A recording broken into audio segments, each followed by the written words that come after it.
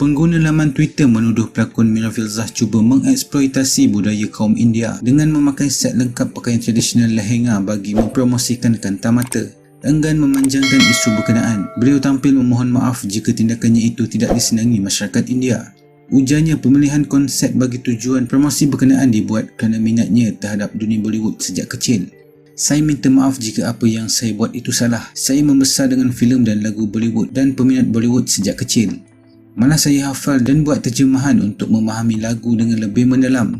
Sebagai peminat Bollywood sejak kecil, saya simpan impian untuk memakai set lehenga seperti yang dipakai dalam filem.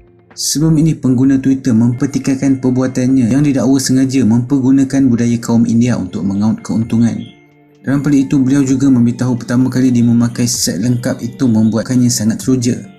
Tambahnya, dia hanya meminati dunia Bollywood dan tidak mempunyai niat untuk mempersendakan serta mengaut keuntungan daripada budaya kaum India.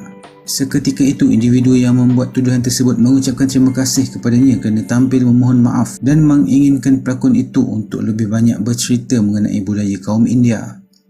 Terima kasih kerana menonton. Kalau anda suka video ini, jangan lupa untuk like, share dan subscribe. Kita jumpa lagi dalam video akan datang.